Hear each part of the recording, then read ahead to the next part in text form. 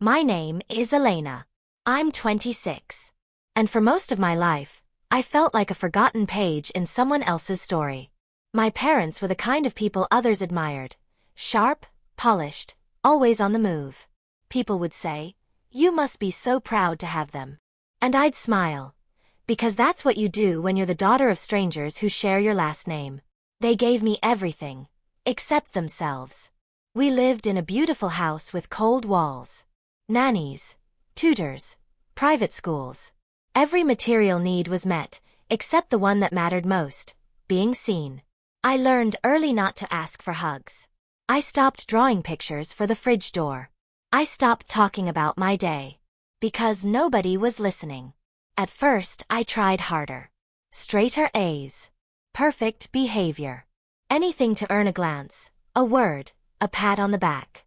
But it was like chasing sunlight in a tunnel. By the time I was a teenager, I had perfected the mask. Smart. Polite. Quiet. Ambitious. The daughter they wanted, or at least the daughter who wouldn't inconvenience them. Inside, though, I was screaming. I wanted to dance in the rain. I wanted to cry without being told to pull it together. I wanted someone to look me in the eye and say, "I see you." But I was invisible in the home where I lived. It happened at 24. My father missed my graduation. Again. And this time, he didn't even send a text. I stood outside that auditorium in a dress I bought with my own money, diploma in hand, surrounded by parents hugging their kids. And I realized I was done. Done pretending I didn't care. Done pretending they did. Done waiting to be chosen by people who had already made their choice. I packed my things. Moved cities. Got a job in a bookstore cafe that paid little but gave me peace. I stopped calling. Stopped trying. Not out of hate, but out of self-preservation. And I made a vow. I will no longer ask to be loved. I will become the kind of person who loves herself enough to let go. He walked into the cafe on a Thursday. Spilled his coffee. Apologized too much. He was kind. Not in a grand sweeping way, but in the quiet kind of way that wraps around you and says, "You're safe now." His name was Marcus. He was a teacher. A bit awkward. And nothing like the people I had known before. We talked about books. Then life. Then pain. He never tried to fix me. Just sat there and listened. And I fell. Not hard, but steadily. We built a life of small things. Groceries together. Sunday pancakes. Late night walks. No luxury. No grand plans. But there was warmth. And laughter. And honesty.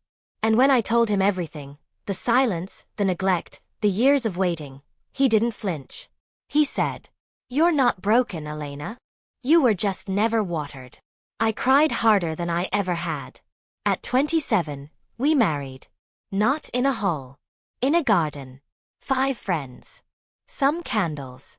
And a promise. To be present. We don't talk to my parents anymore. I sent them an invitation. They never replied. And that was okay. Because that day, I didn't look into a crowd searching for their faces. I looked at Marcus. And saw home. Here's what I know now. Love isn't about blood. It's about choice. I spent so many years trying to be worthy of love from people who didn't know how to give it. But I never stopped to realize, I was always worthy. Their silence wasn't a reflection of my worth. It was a reflection of their limitations. And when I stopped needing their love, I started becoming someone who could truly give it. We're expecting a child. A girl.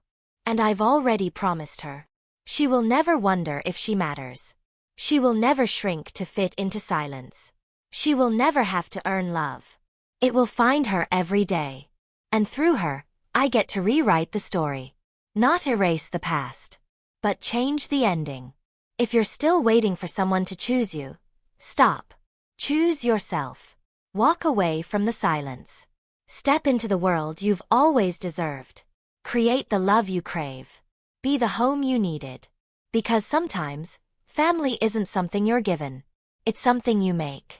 And when you do, it will be beautiful.